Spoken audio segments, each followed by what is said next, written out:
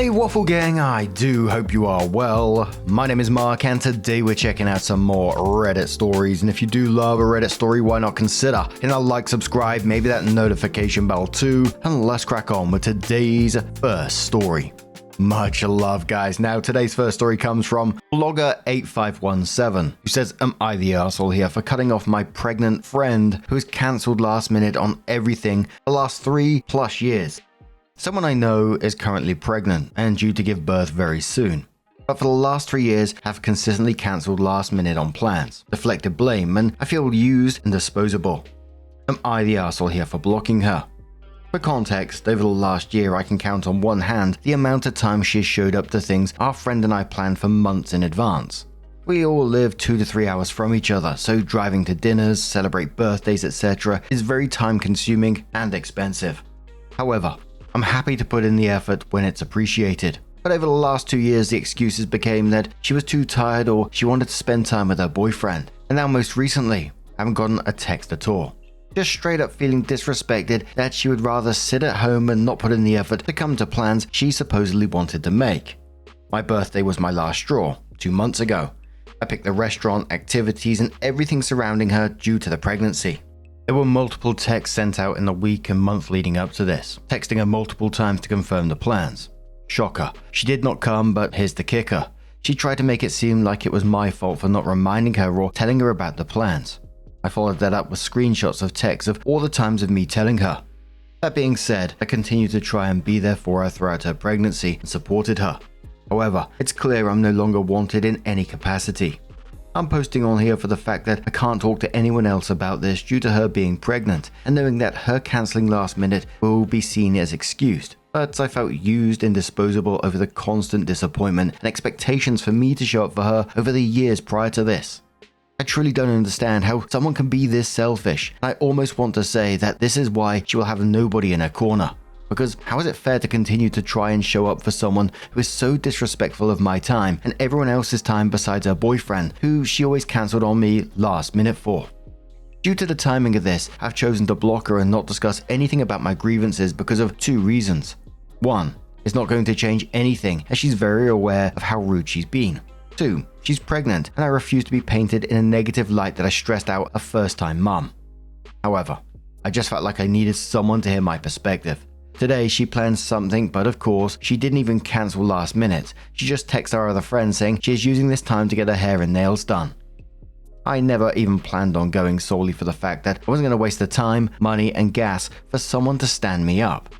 It's a hard lesson to learn that no matter how much you try with someone, whether that be a friend, family or a man, that some people just don't care, ever. I blocked her because I don't want to see the inevitable text of, oh my god I miss you, let's make plans. Truly at this point, it just feels like she got pleasure from knowing she has someone caring about her and she could do whatever she wanted and I'd still be there. I felt used. OP later shared this, saying thank you so much to everyone who's commented and replied to the post. It feels nice to know I'm not crazy or selfish for simply wanting to have someone show up for me the same way I've tried to do, let alone consistently deal with being no call, no showed after already going to said plans. I wanted to make note that I've decided to unblock her following the advice of some of the comments and that it would serve me more benefit in the future. I also have known for a very long time that I would not see her once she gives birth, but deep down I know it won't just be because of the baby, but it will also partially be due to how she's been up until now. Something that I'm struggling to come to terms with is that I don't feel comfortable inviting her to things that were once non-negotiable, such as holidays or birthdays that she has no-showed even before she got pregnant or gave birth. I just don't understand how someone is so okay with dropping off the face of the earth, but on social media, pretending like everything is okay. A commenter says to OP, not the arsehole. She's proven she doesn't value anyone's time. Now that she's about to have a kid, she'll use that as an excuse. You're right to cut her loose. If any mutual friends ask, just say she doesn't respect you, and you're done. Plain and simple. If all she has is her baby daddy, then let that be the village she keeps flaking on since she's got no one else. This is a lesson she needs to learn. OP says sadly yes, I don't plan on reaching out or going out of my way to help her. Commenter says, she is clearly telling you that she doesn't want a friendship with you. It'd be easier if she would just come out and say that, but her consistent behavior tells you all you need to know. Just walk away. OP says, what's crazy is that she says she's treated me the best out of her other friends. Bloody hell. Commenter says info. Does she give you adequate time when she's planning to cancel, or is she cancelling while you are literally on your way / already there? Opie says she cancels plans 1 hour before. Sometimes she doesn't even say anything after we've already done the labour. Commodore says they're not the arsehole. Being a flake isn't a huge deal if you're considerate enough to have a decent notice. Controversial, I know. Life gets in the way, or people have their own issues to deal with, or sometimes you just plain and simple can't be bothered. Cancelling with no warning after time, money and labour has went into plans as being a bad friend. She doesn't value your friendship like you do. If you are constantly the one doing the heavy lifting in a friendship, then you need to leave. The foundations of friendship are based on mutual respect and effort, which she is not providing. Opie replies saying this: I personally have been raised to never cancel except in serious emergencies. It's not really the cancellations that have pushed me this far. It's the deliberate and intentional action of knowing I was fully invested into the plans and she never had to be. Commodore says, not the arsehole, but don't block her. That escalates things and makes you the bad guy. Next time she says she'd love to get together, tell her you'd love that too, and that she should set it up and let you know if she will be there. Then just don't plan on it happening. If she doesn't have time for you now, and you're not a priority in her life at all, then you definitely won't be spending time with her after the baby is born, so the friendship will slowly peter out on its own at that point, without you having to take any responsibility for it, and without any weird awkwardness in the future. I wouldn't want to be seen as the jerk who blocked her just before she had a baby, so just consider her an old acquaintance and say hi once in a while if she reaches out, but expect nothing else from her. Opie says I'm at the point where that's my mindset, but the thing I'm having trouble coming to terms with is I just want her to feel some type of guilt or something for how she's been, especially since she seems to think we aren't good friends to her. Someone asked Opie if you received any apologies from your friend, and Opie says, I've never received an apology either.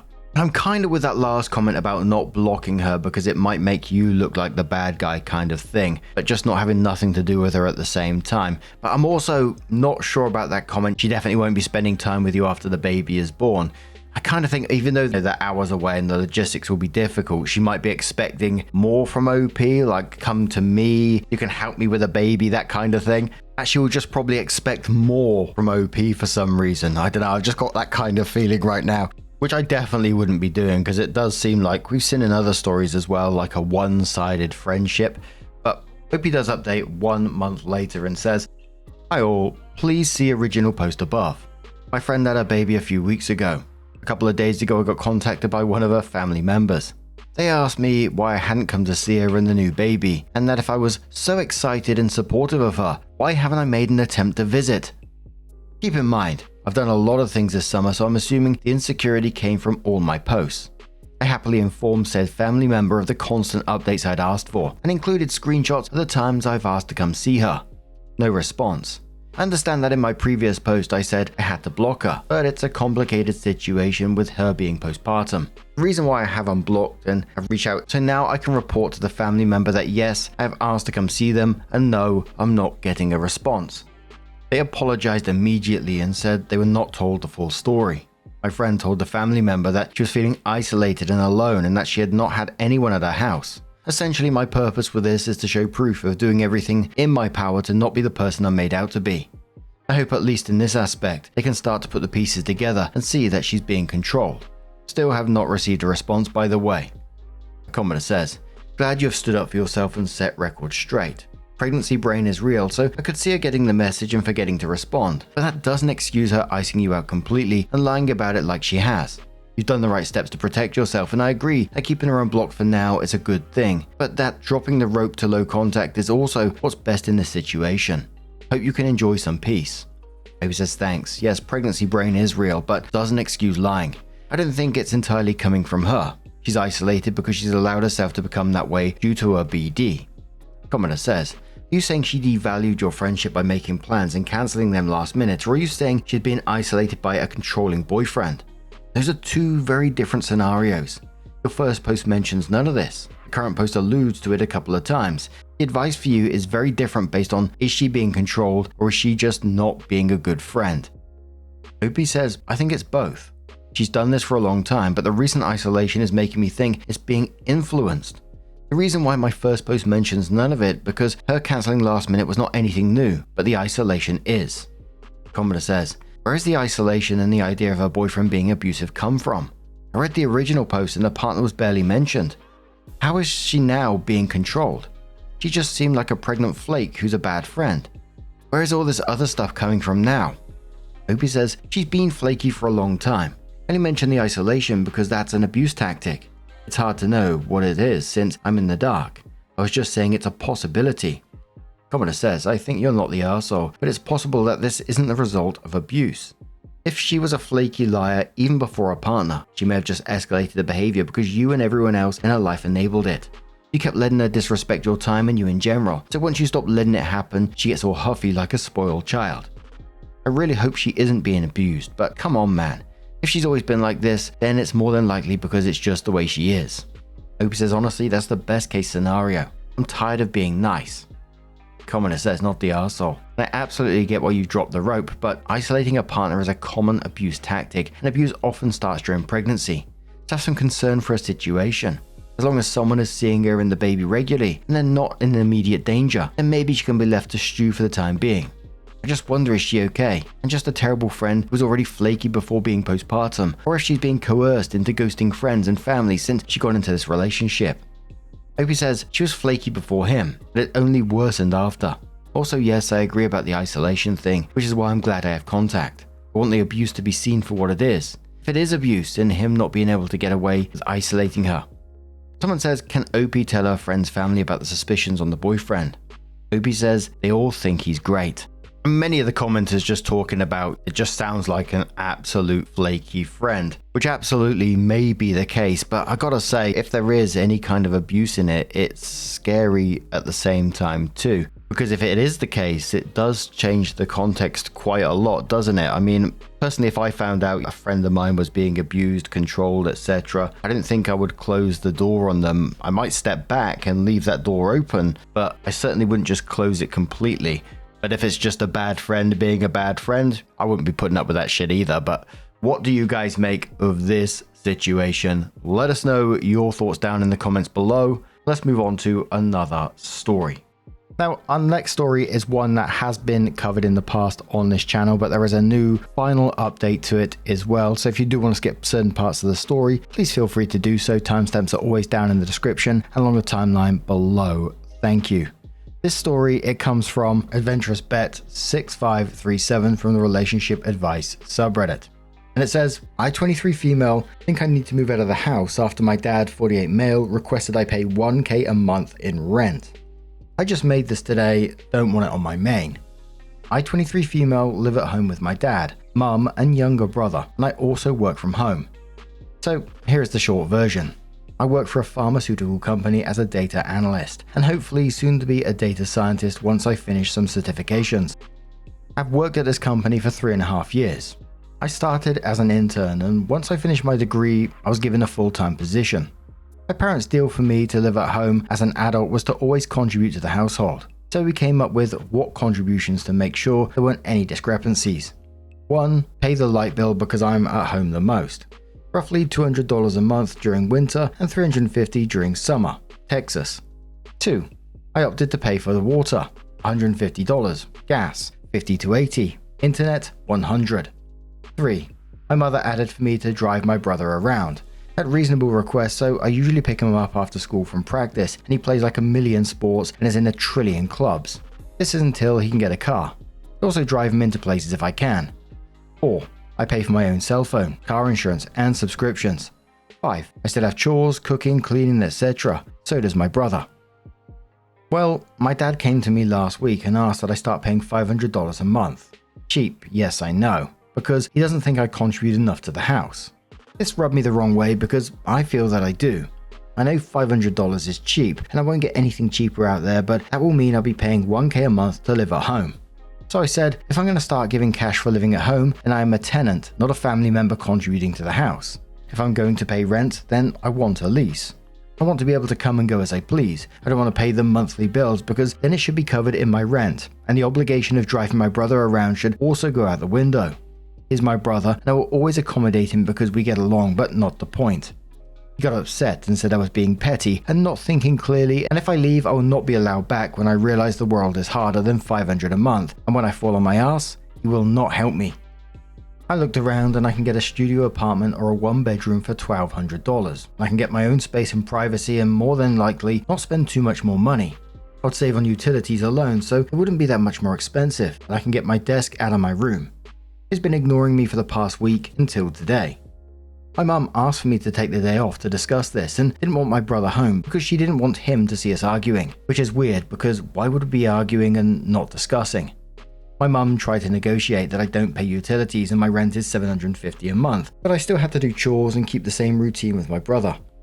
Also, the house rule would be no noise or company past 9 PM Sunday through Thursday and midnight on Friday and Saturday, unless requested ahead of time, and absolutely no men can spend the night or be in my room. Weird, because this was never an issue. My dad stayed quiet the entire time, but I could tell he was bothered. I said that wouldn't work because I spent money on gas to drive my bro everywhere, and I don't want it to be a rule of tenancy to be my brother's chauffeur. That's when my dad blew up and called me selfish, and he's just trying to teach me responsibility, accountability, and that me harping over giving them money just shows that I'm not part of the family and want to be an outsider because I should want to help. I argued that me paying over $500 a month in bills, gas, driving around my brother and chores should be enough to show how unselfish I am, but if it's necessary for him to receive payment from me, then I will pay the $500 and none of the bills, and I will gladly drive my brother around. My mum argued that $750 was reasonable, and I said no it's not if you still want me to live there like a teenager. Dad said $500, so that $500 should cover everything.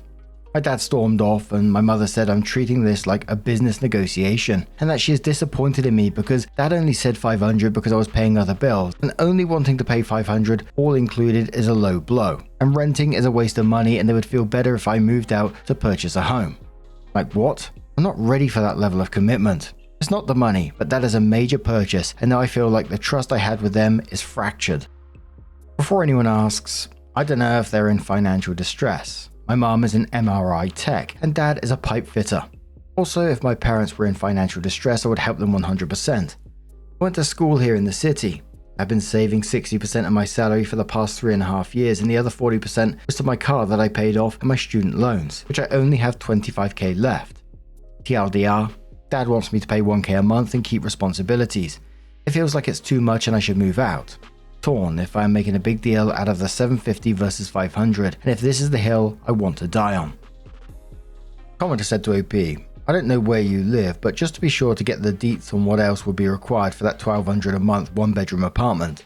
Normally that doesn't include utilities, or not all of them, nor does it include internet or laundry. Do you have furniture? Pots, pans, plates, utensils, toiletries, tables, bedroom set, dining stuff, ability to also buy groceries?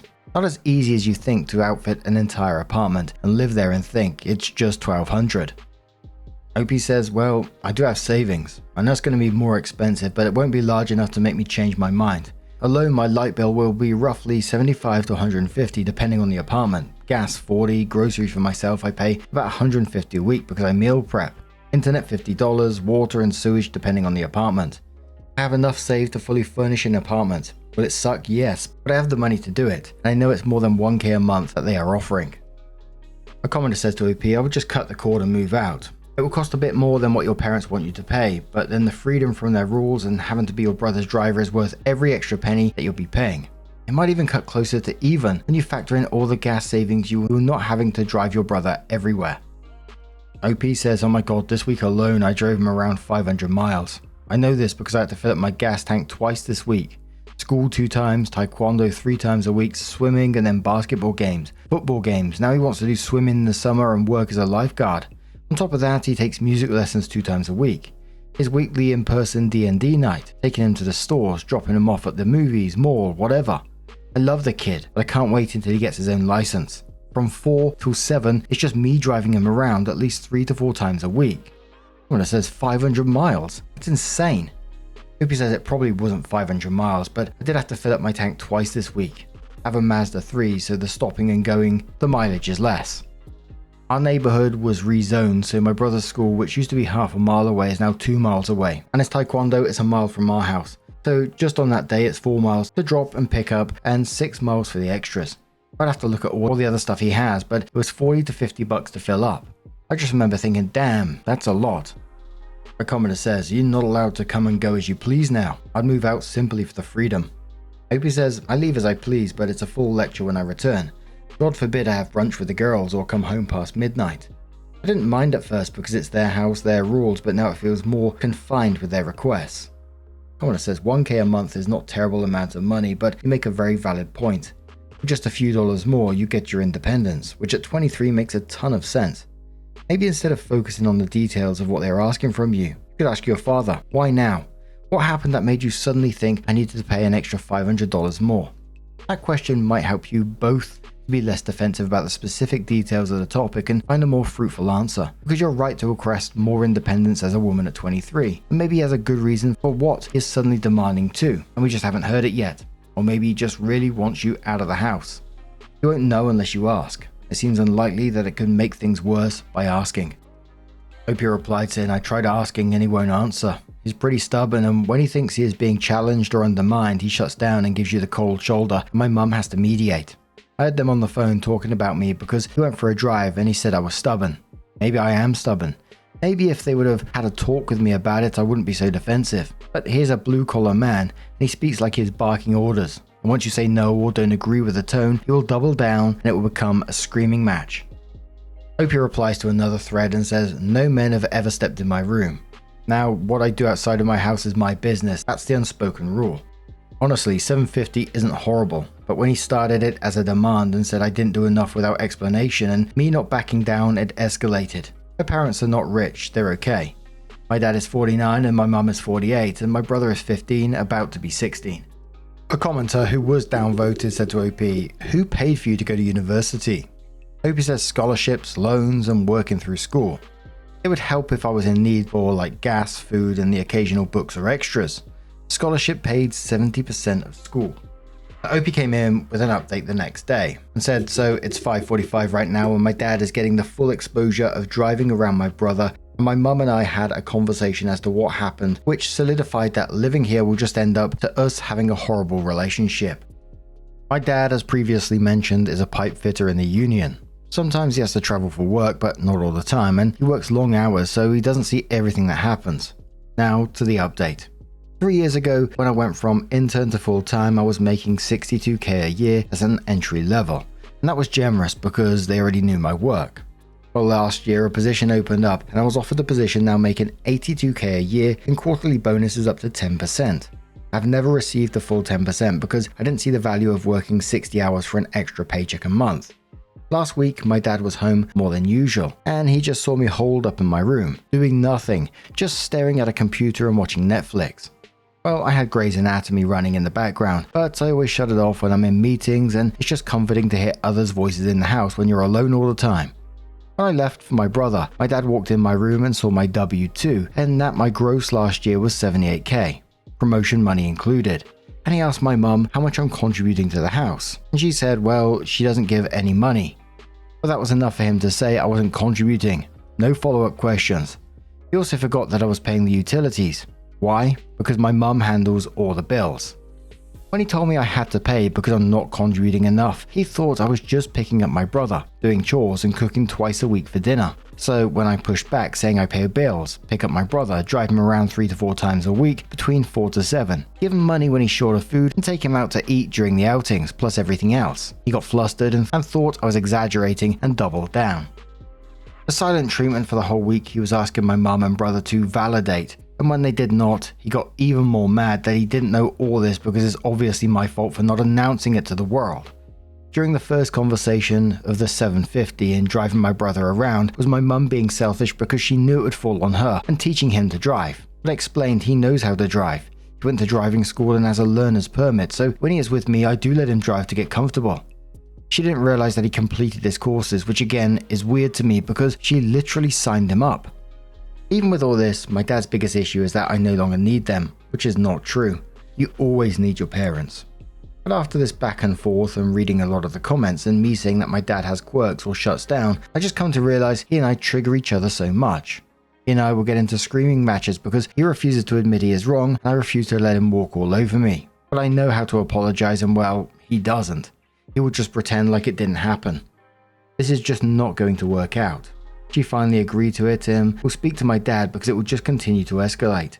I did offer for them to come and walk some apartments with me so they feel involved, and my mum said yes, but she will see what my dad will say because he doesn't want me to move out and he is really upset that I won't back down from that. But I honestly don't see us coming back from what happened this past week and today.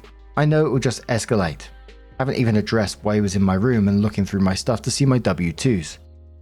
Right now, my dad is getting frustrated driving around to just wait on my brother and then drive again in high traffic times, which has been my life for 3 years. The only difference is that when I took that role/responsibility, my brother was only 13 years old, so he didn't have a lot of extracurriculars. My mum knew, but she was happy with the arrangement because she didn't have to deal with it. She also apologized for her role in saying that I'm trying to negotiate because she understands that I do a lot for my brother, and that will fall on them, at least until he gets his license. Once I move out, depending on where I move, I wouldn't mind helping out and driving him around maybe once or twice a week because I do enjoy spending time with him, and so do my friends. Once a week after one of his extras, we go to Chili's and eat and hang out with friends, and I know I would miss him too much if I just stopped being around him. There are so many times we just sit in the car and eat and laugh and gossip. But hopefully we find something this weekend I can move within the next month.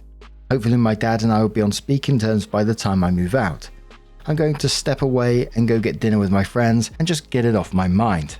Opie replies to someone saying, yes, we are Mexican American. My mum's family is from Texas before it was Texas, and my dad is first generation. Other commenter says, serious question. If you've been living at home and getting paid $60K, then $85K, why not just buy a home? Should you not have significant savings at this point? Opie says, there are a few reasons not to buy a house right now. Yes, I have savings, but the savings will be full down payment and leave me with little money to cover 6 months. I bought a car because I needed that and paid my student loans, so this past year it has been saving and student loans. In Houston, if I want to buy a decent home in a decent area, the average is $300K plus, unless I look at a townhome, etc. I did look once I received a pay increase to see what I would need, and it'd be somewhere between $55 to $65K for a 20% down payment. I don't want PMI. So after a month, Opie comes in with what was titled their final update. And it says, I moved out and everything went to hell, but it has been eye-opening. Hello. I'm not sure where to post, so I'll just keep it on my page. If anyone finds this or is following, then you can have your update. If it goes into the void, that's okay because it will be therapeutic. Apartment update. I moved out. I went apartment hunting at first with my mum to look at apartments nearby and hated every single one of them. The next day I went further into the city where it's best for young people, and those were too expensive for fake luxury. After the first few dead ends, my friend's mum put me in contact with a realtor friend and helped me find the perfect spot. It's a 2-bedroom townhouse close to places I'd want to be, and in a nice neighborhood. I pay $1,300 a month for 1,200 square foot.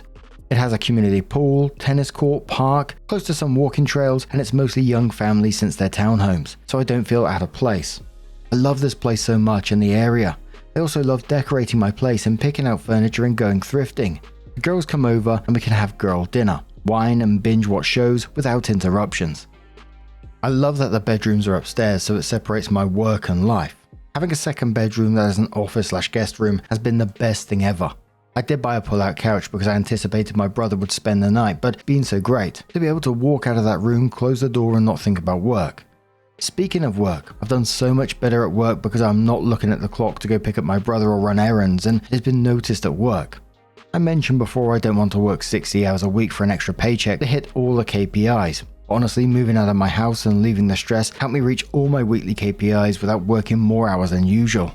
Getting to places to eat is so close. If there wasn't a serial killer killing people in the bayou, I would definitely be out there more. Lol. What? Brother update. Oh, this is where things went sideways. My father was not there when I moved out as he was still giving me the cold shoulder. Since moving out and it's now summertime, my mum had to change her schedule to get time off to be able to take my brother around, but he was home all day by himself, and that really messed with him, and he ended up having a panic attack and called me for help, and then I sent the bat signal to my grandparents and parents. Since I now live 20 to 30 minutes away, I worried that I wouldn't get there in time. Time for what? I don't know, but I never heard my brother this way, and I was scared. Somehow I got to my brother in 15 minutes, and I'm sure I broke many traffic laws. By the time I got there, my mum and grandparents were there and he locked himself in the bathroom and it took a while to get him to open the door. In the morning, my brother was finally able to express himself. He said he felt trapped and alone and that no one noticed him but me. I didn't realize how much he depended on me. He said it started during COVID. Since my mum was picking up extra shifts at the hospital for extra money and they needed staff, she isolated herself at a hotel. My dad went to the oil fields to rack up extra money since everything was shut down. It was just me, my brother and grandma. Well, our grandma on my dad's side doesn't speak a lot of English, so we went from an English house to straight Spanish, and my brother was a no sabo kid, but he picked up enough for a conversation. But that alone made me the only person he felt really comfortable talking to. Then he had online school, and I was the only one who could help him with homework, so I kind of became more than a big sister. He feels like our parents are strangers forcing a conversation with him. Then his worst fear happened. Mum and Dad asked him to give up some of his activities because they couldn't manage working and his schedule or find rides or start taking Lyft. All this through text. Because my mum wasn't able to get off work in time and Dad was on site somewhere at the time our grandparents were grocery shopping. He said during COVID he felt so trapped that when everything was lifted, he just wanted to be outside all the time and not to be stuck inside at all. He didn't want to feel like that again, and that is why he started joining all activities he could. I just figured he was just an active kid, not that he was running from lockdown. He is staying with me for the summer until he can get his license and has become my neighborhood dog walker for money and to get outside and meet people. He really needs human interaction. He's going to start therapy. His first session is in a few weeks. I did start putting boundaries on my brother about him going places and needing me to take him everywhere. He really does need to take Lyft, Uber or whatever. If I can drive him, I will. I'm his sister, not his mother, and we definitely let that sibling line blur into codependency. I'm also to blame because I didn't realize it sooner. But again, I really do like hanging out with my brother. I never thought that he saw me as the only trusted adult. Since he isn't driving, he did give up a lot of summer activities, but he likes the area. There are kids his age, and being a dog walker, he is definitely getting attention. Plus, it doesn't help that we are so close to Galleria Mall, which he and his friends are spending a lot of their time at. Parents update. Well, after those wonderful updates, my parents and I sat down for a conversation. My dad finally apologized for how everything happened. My mum apologized for her role in all this as well. I did not apologize. I don't feel like I had anything to apologize for other than to my brother for letting this get so far. All this is a lot for my dad, and he would like space to figure out what to do, which is a deflection. It ended on neutral ground, that they have to do better and I need to step back. Yet my brother is staying with me. So yeah, there will be no change because my brother will have his license, get a car, and they will never see him because he will stay out of the house as much as possible. I told them that and my dad kind of waved it off, but you can tell it got to my mother. From my understanding from pieces of what my mum says and grandparents, my parents are not doing well. They're fighting. My dad is being stubborn and they are blaming each other for us not being in the house. I don't know if divorce is happening, but I do know they have never fought like this before. My dad thinks everything will go back to normal once my brother is in school again. My mum thinks she has lost her children. She does come by a few times a week and she is really trying with my brother and taking him out and spending time with him. My dad, well, he thinks my brother helping him in yard or doing stuff around the house is enough to get back on track. TLDR, I moved out to a great townhouse in the perfect area. Brother had a panic attack and is staying with me for the summer. Mum and dad are fighting. But Dad, it felt to me, was so focused on teaching responsibility or whatever it was to his adult daughter that he completely missed what was happening with his own teenage son, that OP was being treated like a backup parent for years without actually appreciating just how much she'd been doing, especially the emotional stuff in that house. And I felt so bad for the brother in this. Like, the moment OP moved out, he suddenly realized that's the actual adult I've been relying on since COVID. And it's just incredibly sad. I don't blame OP for putting in the boundaries, etc., because OP needs her life at the same time. And it was interesting how both parents reacted differently to this. Mum is kind of realizing the damage has been done and can she recover it, whereas the dad thinks it's all going to blow over, which is just ridiculous, isn't it? But I think OP deserves all the praise here. She moved out, she set boundaries for herself and still supporting her brother when needed, whilst also recognizing at the same time that she also needs to step back a little bit because their relationship had become more like a parent-child thing. And I thought it was a pretty mature way to handle it. But now I'm going to turn it to you guys. What do you guys make of this situation? Let us know your thoughts down in the comments below. Now, just a huge thank you for being here today, getting involved in the stories, your love, your support, your time. It always means the absolute world to me. So thank you so much for being here. Hopefully I'll see you in the next one. Take care and much love.